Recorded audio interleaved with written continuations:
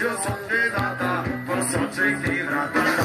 Как говори ти говоря, образна ми разтворя, изтъркай си устата, прочетох ти храната. Как говори ти говоря, образна ми разтворя, разрушил светлината, посочих ти вратата.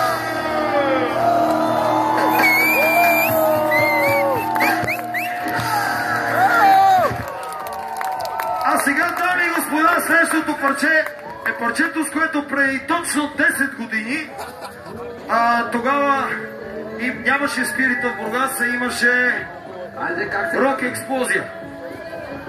Пак в Бургас. Тогава спечелихме наградата на публиката с следващото парче и си спомням, че след това ме снимаха по телевизията и ме питаха: какво ще кажете вие по случая? И аз казах: не спечелихме наградата на публиката. Нищо друго, голяма значение. Така че нищо друго няма значение, освен това да се веселим, да ядеме, да пиеме тия три неща.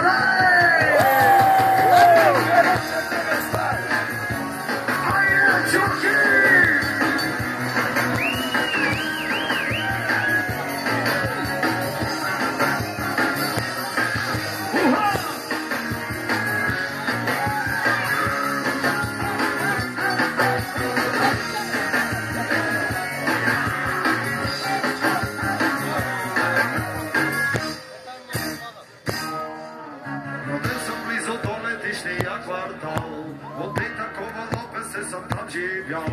Но близо до реката, в глубина с въздуха и с водата.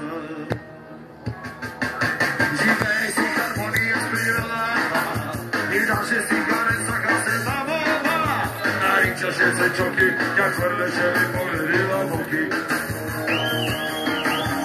Чоки, Чоки, с погледи лъвоки. Чоки, Чоки, седиците на оки.